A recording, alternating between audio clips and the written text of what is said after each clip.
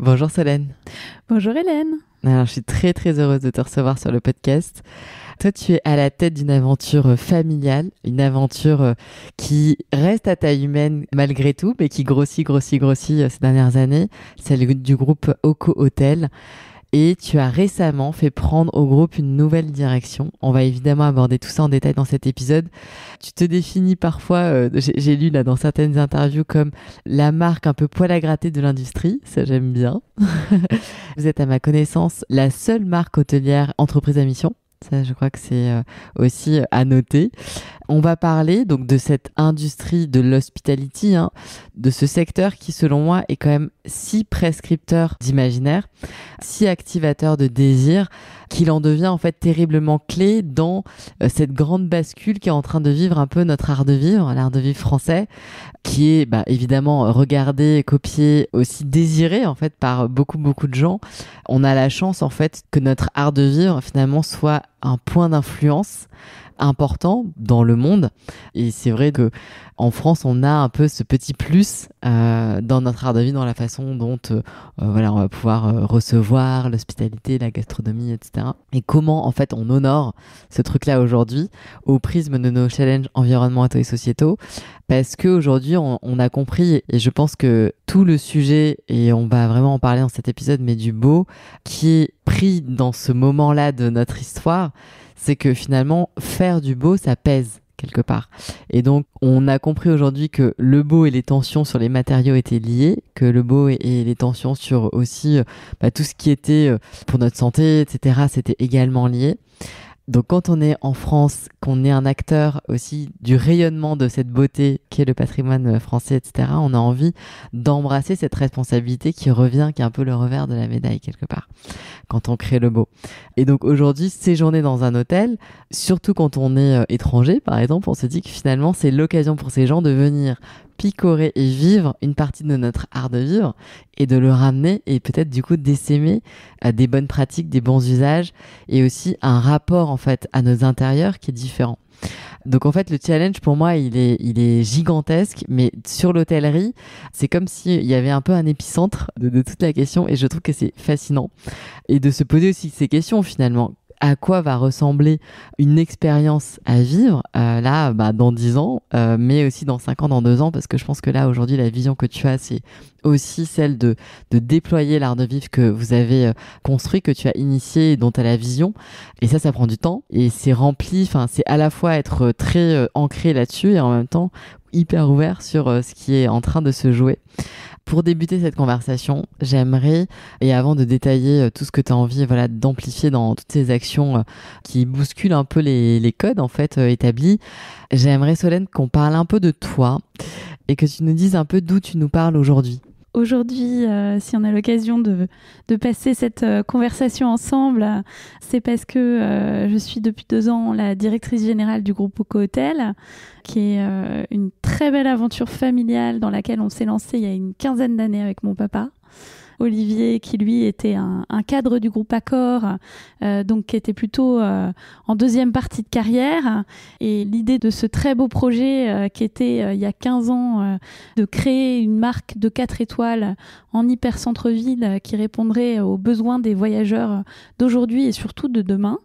Voilà, ça c'est ma vie depuis 15 ans, le métier de l'hôtellerie, tu évoquais l'hospitalité, c'est ma vie, c'est ma passion aussi. Je pense qu'on fait pas ce métier quand on n'aime pas recevoir, quand on n'aime pas le beau, quand on n'aime pas aussi l'humain, parce qu'aujourd'hui au Co-Hotel, c'est une équipe de 300 personnes.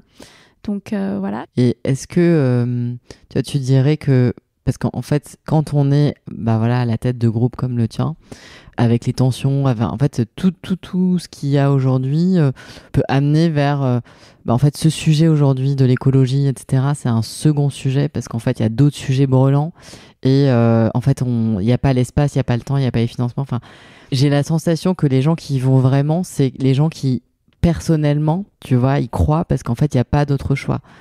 Toi, qu'est-ce qui a fait en réalité que tu t'es dit non mais c'est pas possible de faire autrement que de changer certaines choses et de redessiner et peut-être aussi prendre des risques, tu vois, avoir une vision qui est ambitieuse et de se dire, c'est le début du chemin, on en est là, on va aller tout là-bas, mais il y a plein d'étapes, etc. Enfin, est-ce qu'il y a eu quelque chose en particulier, ce que tu as vécu, des personnes que tu aurais rencontrées, etc., tu vois, qui ont été un peu comme des moments déclics?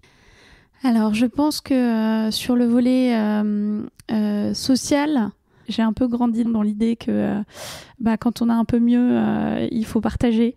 Ça a été assez fondamental dans ma carrière, en tout cas dans mes choix en tant qu'entrepreneur. Et après, sur le volet environnemental, je pense qu'il y a eu pas mal de claques successives. Déjà, j'ai eu la chance de vivre un petit peu en Chine en 2010.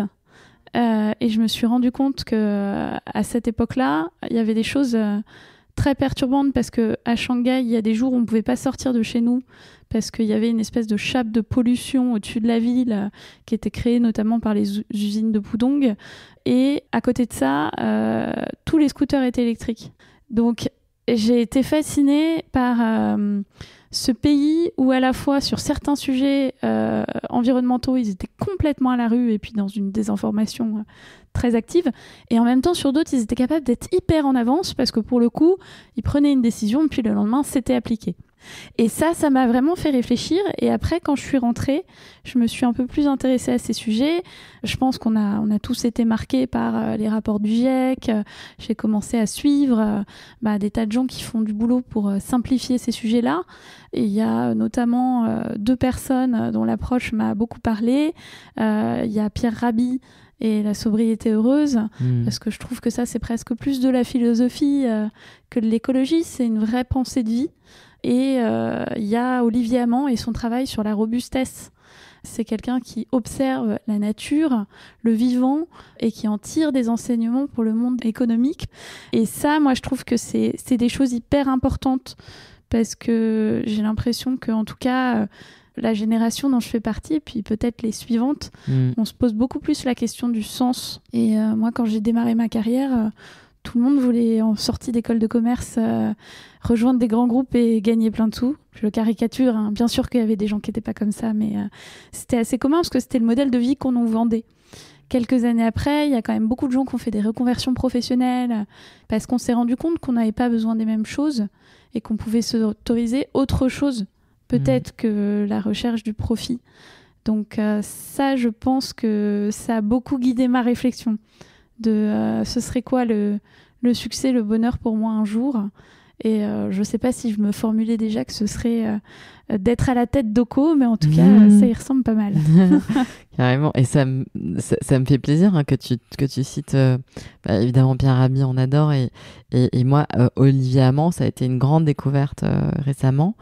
Alors pour celles et ceux qui connaissent pas un peu la pensée d'Olivier Amand, mais il a écrit un livre qui s'appelle La troisième voie du vivant, dans lequel en fait il explique comment est-ce que la robustesse aujourd'hui est l'objectif quelque part en remplacement peut-être de la performance.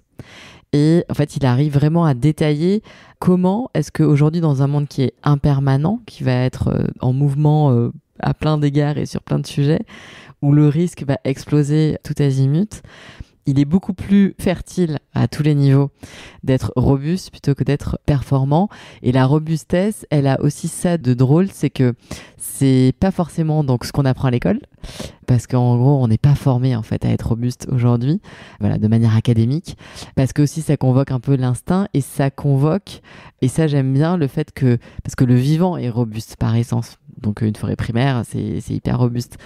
Il y a cette idée aussi dans la robustesse d'activer des choses, pas qui ne servent à rien, mais en fait dont on ne sait pas trop ce que ça va donner, parce que sur un malentendu peut-être qu'en fait, c'est depuis ces espaces-là où on a quand même investi un peu d'argent ou du temps, etc., que vont surgir des idées qui n'étaient pas dans le pipe, ni dans le scope, ni machin, mais qui vont venir alimenter, peut-être au bon timing, etc., des sujets qui vont surgir dans les années qui arrivent.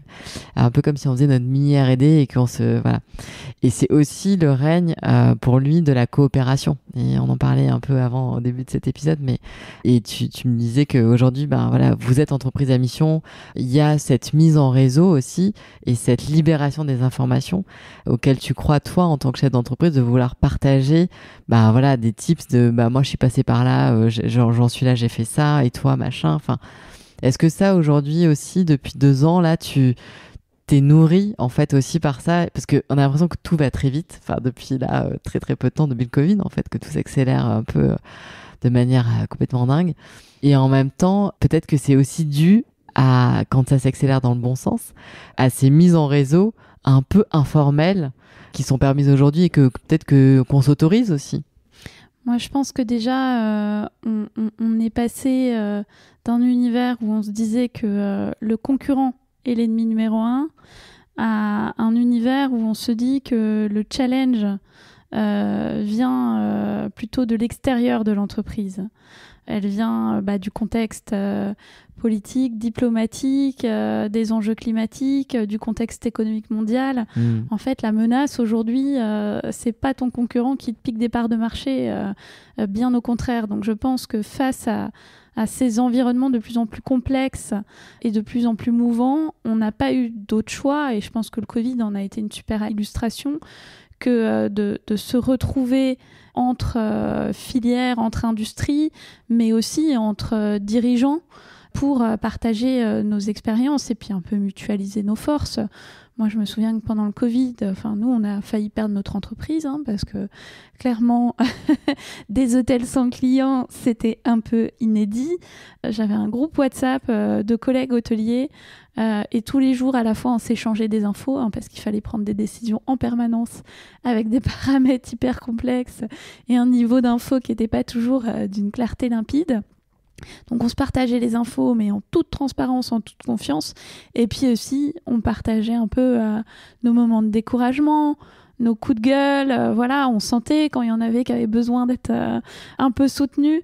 Et ça, je pense que c'est peut-être le seul conseil que je me permets de donner à certains entrepreneurs, certains dirigeants, c'est accepter sa vulnérabilité, se dire que quand il nous arrive quelque chose de pas très cool, il y a de très grandes chances que ce soit déjà arrivé à d'autres, aussi bien pour sa structure que personnellement dans sa vie de manager, de dirigeant ou autre, et de faire appel au réseau qu'on a déjà ou à celui qu'on a envie de se constituer, c'est une force extraordinaire. Alors oui, effectivement, ça génère plein d'interactions et on ne peut pas être de tous les cercles, on ne peut pas être de tous les combats, il faut faire des choix. Et il faut aussi laisser un peu de place dans son emploi du temps pour ces moments-là de collaboration et de rencontre. Ouais, ça, je pense que c'est souvent, on se dit ah oui, mais ça serait bien, mais en fait, il y a aussi concrètement le mettre à l'agenda, quoi. Et se donner le temps de créer ces espaces-là de... Enfin, je sais pas si c'est le mot solidarité, mais en fait, il y a quand même cette idée d'entraide, quoi, qui est derrière. Et peut-être aussi dans ces moments-là, parce que depuis aujourd'hui, là, que tu es à la tête de Cohotel, c'est quoi ton cap, en fait, avec cette entreprise? Tout ce que tu mets en place, concrètement, quelles sont ses ambitions? Et aujourd'hui, ce qui est là, et peut-être aussi le déjà là qu'il y avait, mais qui n'était pas peut-être formulé comme ça, parce que moi, ce que je vois aussi, c'est qu'en réalité, il y a plein de pratiques qui sont déjà éco-responsables, ou en tout cas qui vont dans le bon sens, si tu veux. Mais c'est juste que parfois, on n'a pas trouvé les mots, on n'a pas forcément bien dit les choses. Et puis après, il y a les nouvelles pratiques. Et tout ça, voilà, j'aimerais bien peut-être qu'on rentre un peu là-dedans et que tu nous dises. Ouais. Alors effectivement, depuis la création d'Oco-Hotel, depuis la première ouverture en 2014 à Nantes, il y a beaucoup de choses qui étaient déjà là dans le concept, des choix qu'on a fait ou qui ont fait un peu réagir nos collègues qui nous disaient mais attends, tu mets pas de baignoire en 4 étoiles, tu mets pas de petit gel douche individuel, tu mets pas de chaussons, mais vous êtes complètement fous, les clients vont pas du tout adhérer. Donc on a eu dès le départ des partis pris qui n'ont jamais été remis en question. Et quand il y a 2 ans, j'ai lancé un peu toute la boîte sur le chantier de l'entreprise à mission, j'avais surtout envie de donner un cadre et une lisibilité à ce qui existait déjà chez nous. On avait fait en fait une enquête interne et on a des collaborateurs qui, de façon anonyme, avaient partagé leur point de vue et avaient dit on fait déjà beaucoup de choses sur la RSE en fait, mais d'une part, j'aimerais qu'on aille beaucoup plus loin et d'autre part, j'aimerais qu'on soit fiers de ce qu'on fait et qu'on sache le communiquer. Et en fait, c'est vrai qu'on était réticents parce qu'on avait très peur du greenwashing. On avait peur aussi que de communiquer sur ce qu'on faisait, ça mette en avant tout ce qu'on ne sait pas encore. Et donc, il nous a fallu apprivoiser cette idée que, en fait, on s'en sortait très bien à l'échelle de l'industrie, que sur certains sujets, on était même pionniers, et qu'il fallait accepter de prendre notre bâton de pèlerin pour mettre en avant ce qu'on faisait déjà, pour essaimer sur le reste de nos collègues, et puis justement faire du partage d'expérience sur ce qu'on ne sait pas encore, et susciter la discussion, parce qu'il y a notamment plein de sujets dans l'hôtellerie. Nous, on est arrivé un petit peu, je dirais, au seuil où ce qu'on pouvait faire tout seul, on l'a fait à l'échelle notamment des services d'hébergement. Donc là, maintenant, quand on va plus loin, on est obligé d'aller sur des sujets où là, il faut transformer les filières. Donc il faut aller voir ses fournisseurs en leur disant, voilà, en fait, nous, notre besoin demain, c'est ça, et partir sur des projets beaucoup plus longs, mais aussi beaucoup plus collaboratifs.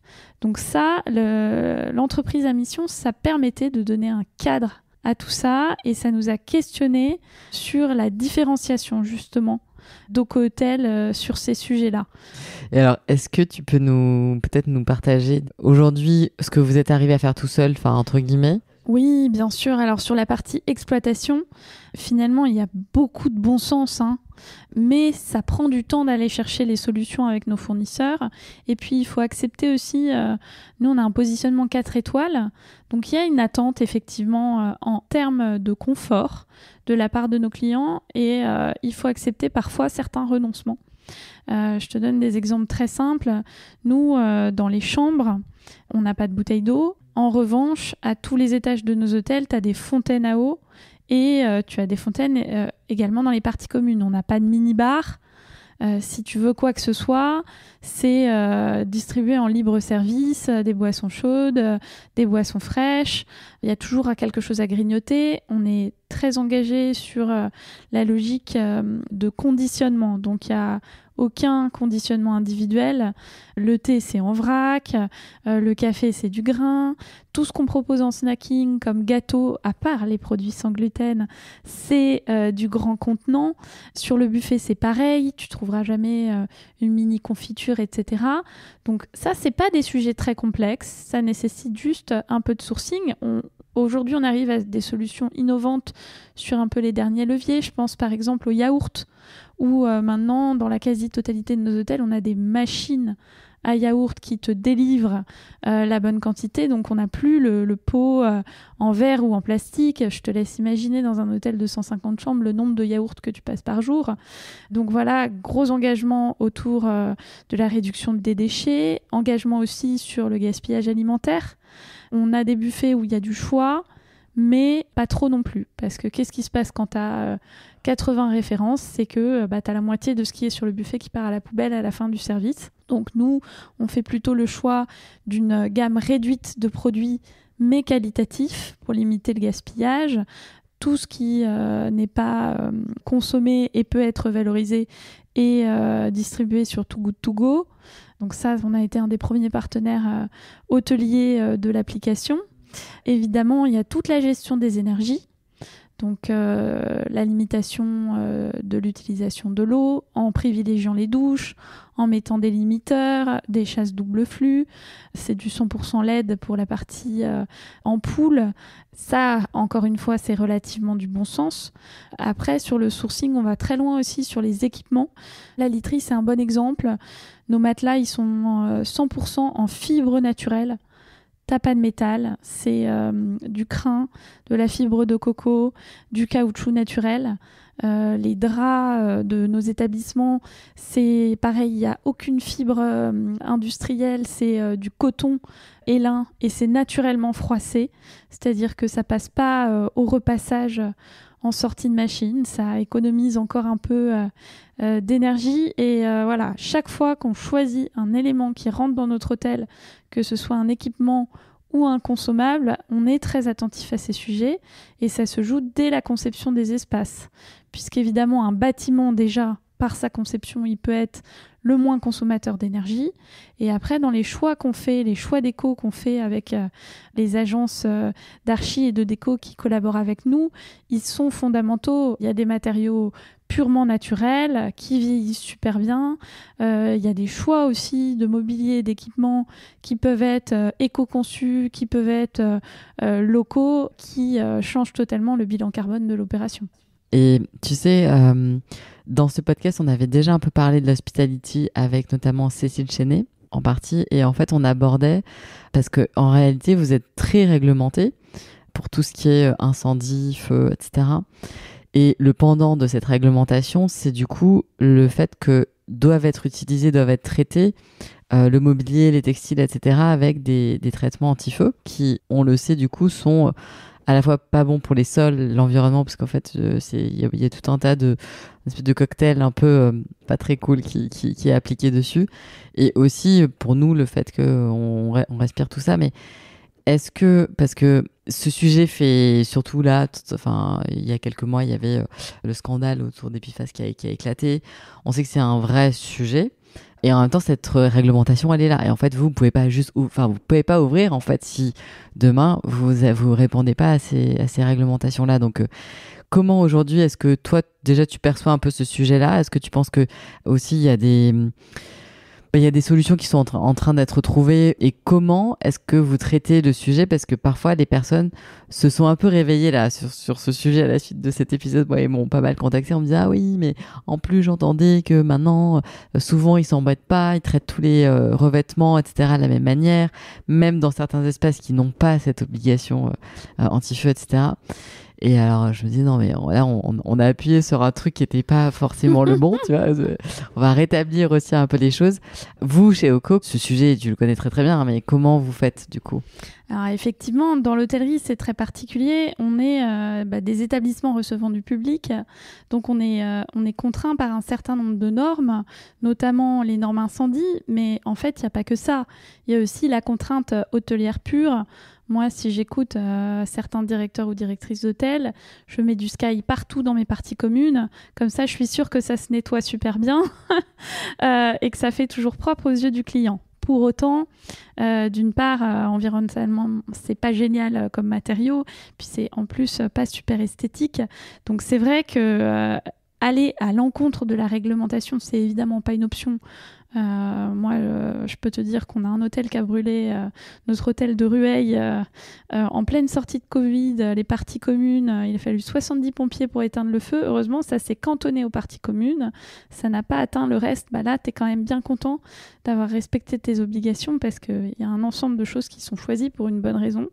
Après, il y a peut-être des réglementations qui vont un peu loin. La preuve, on n'est pas homogène à l'échelle européenne sur ces sujets-là, mais ça nécessite d'avoir une bonne connaissance de ça pour déjà ne surtout pas aller plus loin que ce qui nous est déjà demandé et bien faire la différence entre les différents espaces. Puisque par exemple, le fameux sujet des mousses non-feu, ça n'existe pas dans les chambres.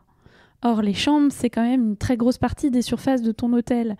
Donc, par exemple, nous, dans les parties communes, on est obligé de demander des mousses non-feu, des tissus non-feu. On le fait à nos fabricants et on essaie de choisir le moins invasif possible. Donc, on privilégie aussi ceux qui réfléchissent à ça. Il y en a qui font des belles choses en R&D. Et dans les chambres, en revanche, là, par exemple, dans le cadre d'un projet qu'on va présenter bientôt à Équipe Hôtel, ils ont réussi à faire une tête de lit avec de la mousse entièrement éco-conçue, produite en France. C'est un produit hyper clean parce que cette mousse-là, dans la chambre, elle n'a pas à être non-feu. Ok. Et là, du coup, cette mousse en question, c'est quoi cette mousse? Quand tu dis qu'elle est clean, c'est... C'est pas issu de la pétrochimie. Donc, okay. Tu vois, ils ont travaillé, l'agenceur qui a bossé là-dessus, c'était la première fois qu'il travaillait avec une mousse comme ça. Parce qu'effectivement, tous les hôteliers lui mettent de la mousse non-feu, comme ça, on est sûr qu'on n'a pas de problème. Donc, c'était pas la même tenue, c'était pas le même fonctionnement. Il a dû faire un cadre, en fait, qui était avec une autre type de mousse, mais au moins, sur 98% de la surface, il est sur une mousse qui est clean. Donc voilà, c'est sûr que en fait, ça demande plus de temps d'aller réfléchir ces sujets-là. La facilité, c'est de dire, allez, hop, je fais tout sur la même contrainte. Mais bon, un textile non-feu, une mousse non-feu, ça coûte aussi plus cher. Donc, quand on veut respecter l'équilibre économique de son projet, si on arrive aussi à trouver des alternatives quand il n'y a pas besoin d'aller si loin dans la réglementation, c'est intéressant aussi sur l'aspect financier. Ouais. Bah, en fait, c'est ça, c'est que parfois on se dit, qui peut le plus peut le moins, on va pas s'embêter, et voilà. Et ça va aussi dans ce sens qu'on partage aussi ici très souvent, c'est-à-dire que c'est aujourd'hui aimer cette complexité-là, en fait, et non plus se dire, oh là là, encore, mon Dieu, le truc, voilà, mais se dire, dans ces nouvelles contraintes-là, comment est-ce que finalement la créativité peut surgir, comment on va réussir à dessiner d'autres choses, enfin, j'imagine aussi que à partir du moment où on va challenger dans les valences un peu hautes justement cette mise en conformité ou le fait de frôler avec les normes en disant voilà, on le fait juste là mais on va essayer de tout le reste le faire autrement, et c'est pas parce que du coup aujourd'hui c'est comme ça que demain ça va pas évoluer. Donc aussi préparons-nous peut-être à faire des choses qui peuvent être changées facilement ou des alternatives, parce que j'imagine aussi que, en fait, tu penses une chambre d'hôtel aujourd'hui, mais en fait, voilà, elle a une durée de vie qui va être très longue. D'ici là, vu la vitesse à laquelle vont là les innovations, et on peut vraiment s'en réjouir. Là encore, il y a pas longtemps, on parlait justement de ces sujets d'anti-feu, avec aujourd'hui des vraies alternatives issues de la chimie douce, tu vois, enfin ce dont Olivier Amand parle très bien aussi dans son livre, qui arrivent en alternative avec, aux produits pétrosourcés là aujourd'hui. Conventionnellement et partout mis sur le marché. Donc on sait que finalement là, dans 3, 4, 5 ans, on aura d'autres solutions qui vont surgir. Et je pense aussi peut-être à cette question qu'on peut se poser, c'est comment est-ce que un groupe comme OCO, enfin tu vois, comment est-ce que toi tu te tiens au courant, voilà, de c'est pas encore prêt mais c'est bientôt là dans les tuyaux, et on a envie de continuer à jouer ce rôle de pionnier. Donc en fait on a envie aussi de pouvoir être informé de ça rapidement et de le mettre en œuvre. Est-ce que du coup toi tu acceptes en fait ce risque aussi de partir avec des gens et d'accompagner un peu les premiers pas de ces partenaires qui aujourd'hui débarquent sur le marché en réalité, tu vois, et qui ont besoin aussi d'être soutenus dans ces débuts? Comment est-ce que toi tu vois les choses un peu aussi à ce niveau-là?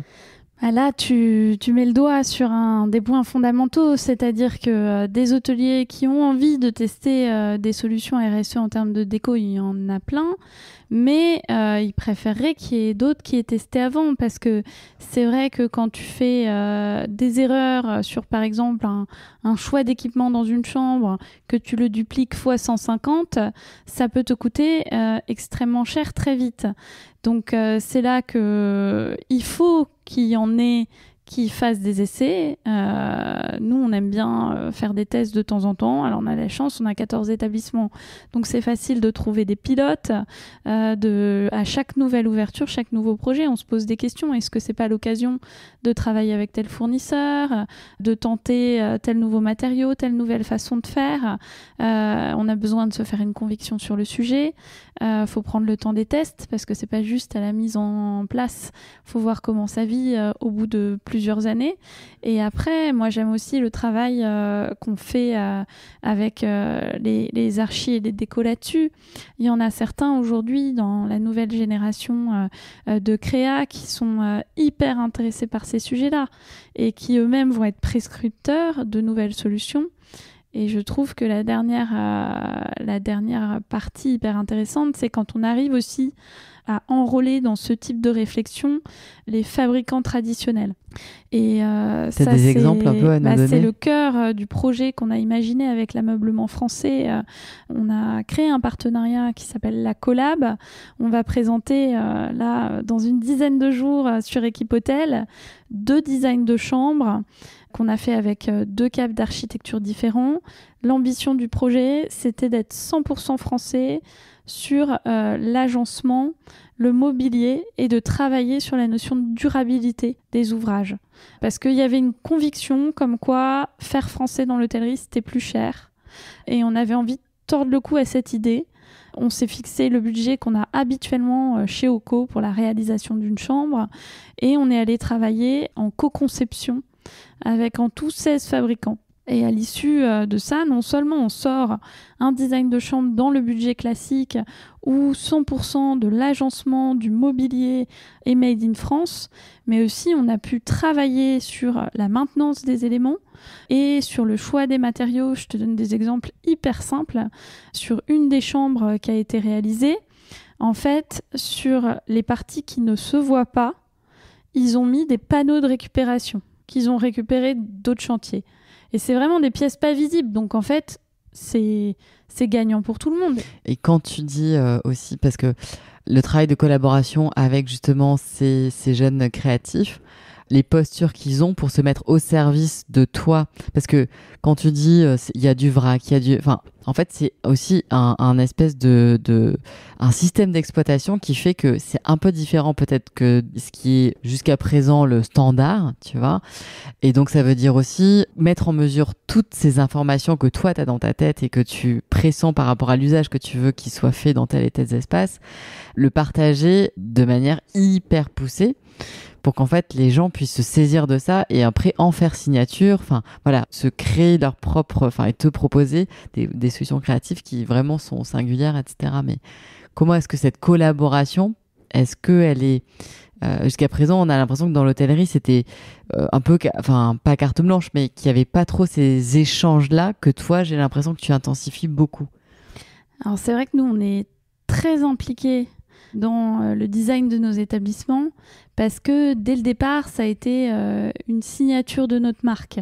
On est arrivé avec des propositions de design assez audacieuses et en même temps avec un caractère très très intemporel. Nous, on a la conviction qu'un hôtel, ça se rénove tous les 10-15 ans, c'est pas un restaurant. Donc ça veut dire qu'il faut que ce qu'on propose en termes de design, ça se démode pas trop rapidement. Donc effectivement, il y a un besoin. L'idée, pas du tout d'être consensuel. Moi, je pense qu'on peut être audacieux et innovant tout en étant intemporel, voire même robuste. Donc déjà, on choisit bien les équipes avec qui on travaille. Moi, j'avoue que j'apprécie travailler avec des gens qui n'ont pas fait trop d'hôtellerie. Parce que du coup, ils ne sont pas encore déformés par justement ce que tu dis sur le réglementaire. Ok, moi je me pose pas de problème, je sais que mon hôtelier il veut que ce soit impeccable derrière, avoir zéro sujet de maintenance et tout, donc je vais au plus pratique. Ouais, et puis ils ont des réflexes. Ça. Voilà, c'est comme ça qu'on s'est retrouvés avec à une certaine période de l'hôtellerie standardisée, les mêmes stratifiés partout, les mêmes fournisseurs partout, les mêmes dessins de chambres partout, et c'était d'un ennui mortel. Heureusement qu'on est parti un petit peu sur autre chose. Donc voilà, choisir des gens qui ont une ouverture d'esprit, qui font pas que de l'hôtellerie. Moi, j'aime bien quand on mélange les codes de l'hôtellerie et du domestique, parce que, mine de rien, qu'est-ce qu'il y a de mieux que de se sentir comme à la maison à l'hôtel ? C'est un peu ce dont on rêve tous. Les deux s'inspirent. Et puis après, effectivement, on passe beaucoup de temps sur le brief. On partage ce qui est l'ADN design de notre marque, ce à quoi on croit dans l'importance de mettre les moyens financiers là où c'est important pour le client. Donc on leur donne l'exemple du fait que dans les chambres co, une grosse partie du budget des équipements, il est mis dans le lit. Parce que s'il y a bien un endroit qu'on est sûr que les clients vont utiliser et là où l'expérience, elle doit être mieux qu'ailleurs, c'est cet élément-là. Donc on leur dit, bah voilà, choisissez des pièces un peu iconiques sur lesquelles vous avez envie de craquer et soyez plus raisonnables sur d'autres éléments. On travaille beaucoup ces sujets avec eux. On leur dit qu'est-ce qui est constitutif des marqueurs de la marque. Par exemple, dans nos parties communes, dans le club, il y a toujours une table d'hôte.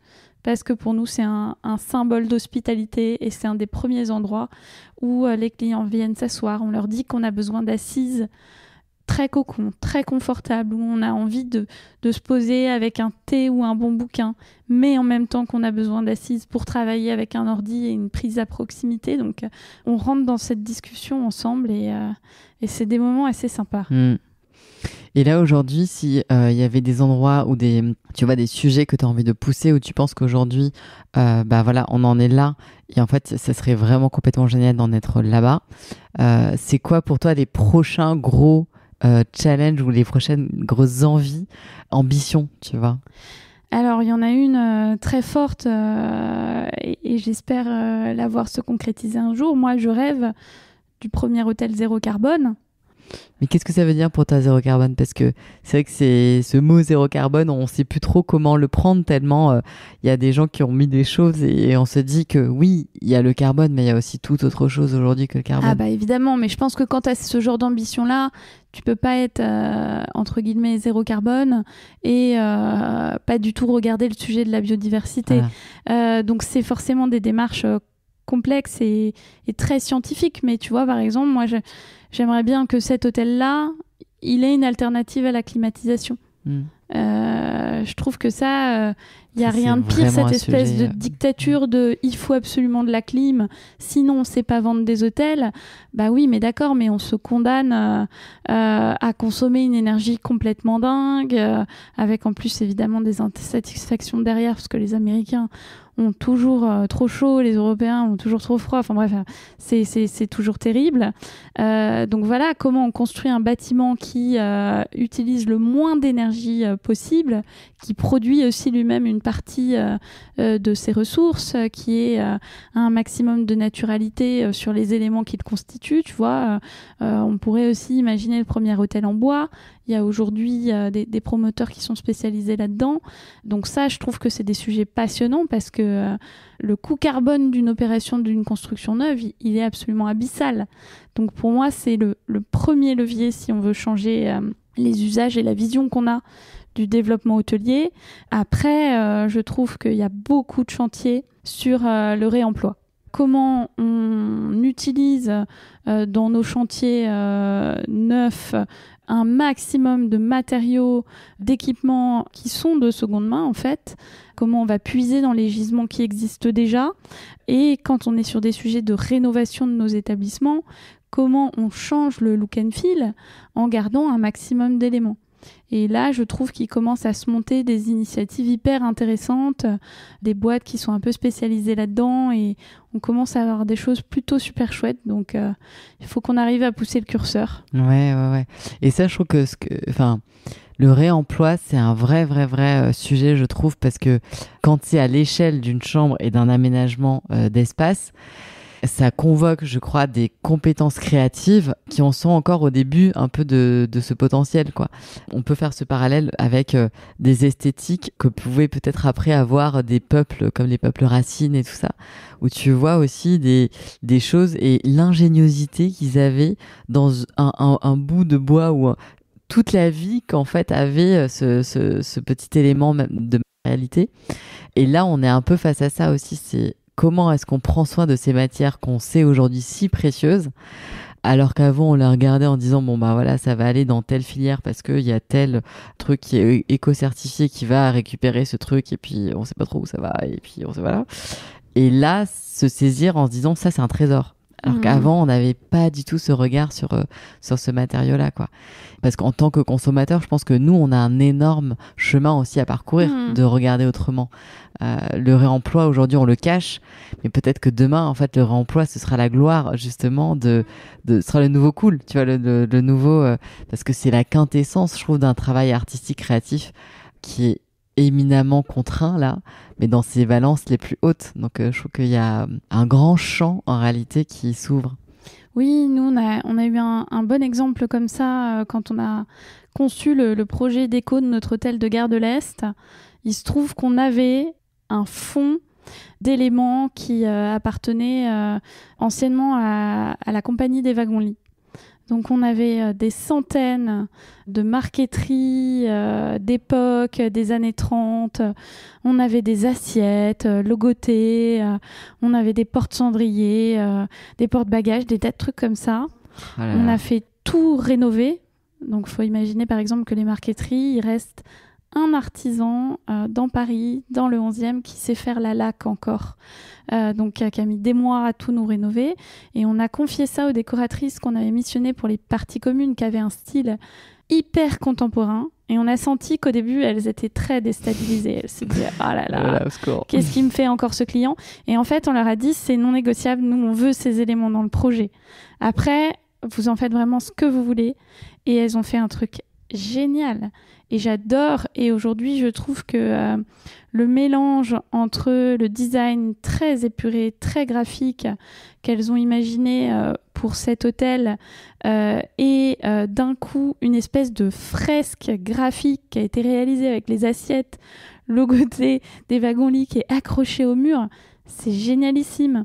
Et ça donne un magnifique cachet à cet espace, mais oui, tu as raison, il faut accepter de transformer notre regard et de se dire, plutôt que de cacher ces trucs-là, parce que le client veut absolument les mettre, je vais les mettre en valeur, je vais les faire rayonner et ce que je vais faire autour, ça va contribuer à ce décor et à cette mise en lumière. C'est pour ça aujourd'hui que vraiment, je pense qu'on doit aussi prendre soin quelque part des créatifs, c'est-à-dire qu'il y a cette confiance à leur donner, malgré toutes les contraintes qui aussi sont là, mais en fait notre œil, et je pense que l'œil de tout le monde, même des créatifs, tu vois, on a des automatismes, on a vraiment des références qui sont profondément ancrées en nous, etc. Et peut-être qu'aujourd'hui, on s'autorise un peu la folie, enfin tu vois, on se dit vraiment, mais comment tu transcendes quelque chose qui n'a jamais été fait? Enfin, ok, en fait, on te met quelque chose, tu dois être créatif sur la créativité déjà là de quelqu'un d'autre. Et ça, c'est aussi des chocs esthétiques nouveaux qui sont en devenir, parce qu'en réalité, tu vois, c'est créativité plus créativité plus créativité. Il y a quelque chose qui est amplifié aujourd'hui et qui est pas forcément perçu de la bonne manière, parce que c'est vraiment en mode oh, non, c'est pénible, ça sort de ce qu'on a déjà l'habitude de faire. Mais à mon sens, ça va aussi peut-être créer des nouveaux styles, des nouvelles ambiances, des atmosphères, et comme tu dis, en fait, ça amène un supplément d'âme au lieu, parce qu'en fait, ces objets portent une histoire, en fait. Et puis après, pour moi, dans le processus de création, le dialogue, il est essentiel. Il y a beaucoup d'éléments dans un espace de 18 mètres carrés. Si tu devais décrire avec une ligne conductrice ce qui est important pour toi, les éléments que vraiment pour toi caractérisent le projet de déco de la chambre, qu'est-ce que ce serait? Là, on rentre dans un autre type de discussion. Et c'est de ces échanges que sortent parfois des choix et des décisions qui vont aussi bien au service de budget que de la qualité du projet dans son ensemble. Ouais. Et pour en revenir aussi à justement tout ce qu'aujourd'hui tu as envie de faire, donc est-ce que tu trouves que d'être une structure familiale, donc quand même agile sur la prise de risque, parce qu'en fait ce qui caractérise aussi ces structures-là, c'est que en fait si toi vraiment tu veux y aller, voilà, t'as pas 150 millions de personnes à convaincre, donc ça facilite aussi le easy going de on y va en fait. Comment est-ce que finalement ça devient une véritable force aujourd'hui dans ce monde dans lequel il faut qu'on s'adapte et qu'on initie des choses qui n'ont jamais été faites jusqu'à présent? Effectivement, moi je considère que la grande chance qu'on a, c'est d'être une structure de notre taille. On n'est plus une start-up, on n'est certainement pas un grand groupe. Comme tu dis, on n'a pas beaucoup de gens à convaincre. Moi je dirais que l'enjeu pour moi aujourd'hui, c'est de convaincre mes équipes. Et puis on n'a jamais que 15 hôtels. Donc c'est facile de faire des tests, de faire des choix. Et c'est aussi pour ça qu'on fait ce métier comme on le fait. C'est qu'on a la chance de choisir les gens avec qui on travaille, de choisir les projets qu'on met en place et de ne pas se mettre trop de contraintes, trop de limites. Donc oui, je pense que ça, c'est un formidable terrain de jeu. Justement, comment est-ce que tu embarques tes équipes et comment est-ce que tout le sens que tu as mis là, dont tu as exacerbé finalement déjà le potentiel et tu as amplifié tout ça, comment ça a été perçu? Parce que j'en parlais la dernière fois avec Nicolas Conro, qui a un établissement qui s'appelle La Butte à Plouidère, dans le Finistère. Et en fait, il me disait, donc lui, il a vraiment fait un chiffre très, très, très, très fort, mais tellement fort qu'il y a aussi des gens dans son équipe qui n'ont pas suivi, tu vois. Donc ça, parfois, c'est aussi le risque quand c'est des virages à 180 degrés. Là, quand on apporte du sens et qu'on renourrit quelque part parce que les métiers du service, c'est des métiers qui sont exigeants, c'est des métiers qui sont vraiment... on travaille à des moments où aussi le commun des mortels fait la fête et en mode loisir. Donc, il y a ce soin aussi à apporter à ces équilibres de vie-là. Est-ce que là, l'accueil qui a été fait par tes équipes a été lequel en réalité ? Alors, c'est sûr qu'il y a différentes populations au sein d'un hôtel et dans la plupart des entreprises. La grande question, c'est comment les équipes opérationnelles, comment en fait tes réceptionnistes, tes serveurs, tes hôteliers polyvalents, ils s'approprient ces sujets-là en fait. Ça, c'est un énorme enjeu. Ça nécessite effectivement déjà que l'ensemble des managers soient des relais de cette démarche. Là, tu vois, cette année, on va faire passer à l'ensemble des collaborateurs l'atelier d'automne. Parce que, en fait, chacun a un niveau de connaissance très différent des sujets environnementaux. Chacun en est à un stade très différent de sa prise de conscience et de sa propre transition. Et nous, on considère, parce qu'on a fait ce choix d'aller assez loin dans les sujets de RSE, que c'est notre responsabilité en tant qu'employeur de contribuer à cet éveil-là, cette connaissance-là pour l'ensemble de nos collaborateurs. Donc, financer cette formation pour tous, ça fait partie de notre feuille de mission. Et je pense qu'après, ce sera plus simple pour certains collaborateurs de se dire « Ok, j'ai découvert, ou en tout cas, j'ai accédé à plus d'informations sur l'ensemble de ces sujets. Je comprends mieux ce que, à mon échelle individuelle, je peux faire pour contribuer. Et surtout aussi, c'est complémentaire, maintenant, je comprends aussi mieux ce que fait mon entreprise pour avancer sur ces sujets-là de façon proactive. » Ouais, et puis du coup, je pense que après, il y a de la fierté aussi. Tu vois, il y a quelque chose où tu as l'impression d'en être, en fait. Absolument. Alors, c'est vrai que c'est...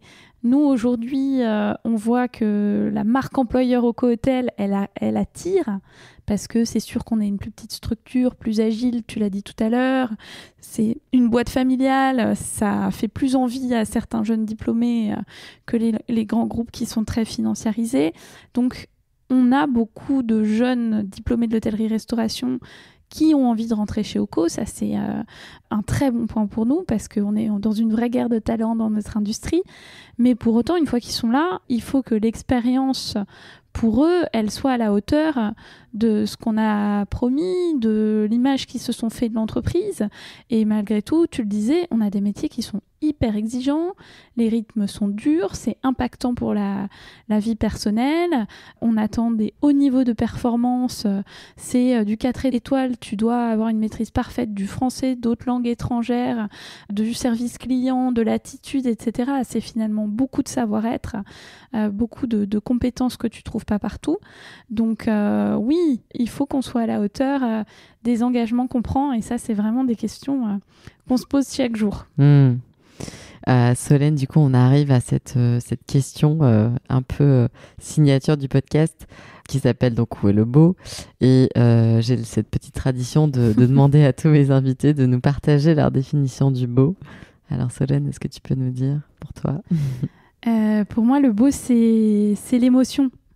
Et c'est pour ça que c'est si personnel. Et c'est ça que moi j'aime dans notre métier, c'est que on raconte des histoires de voyages, de temps passé, de rencontres, et on peut le faire au travers du design et beaucoup s'amuser là-dessus. Et le beau, je trouve que c'est aussi toujours un choix. Quelle que soit la contrainte technique, quelle que soit la contrainte budgétaire, on trouve toujours des solutions pour faire du beau. La seule chose dont on a besoin, c'est du temps. Donc ça, c'est mon seul message pour les gens qui aiment ces sujets-là de conception de design atelier. C'est prenez le temps de réfléchir à ce qui vous caractérise, ce que vous avez envie de transmettre, et après, la solution finira par venir avec le collaboratif et le travail. Ça, c'est un beau message.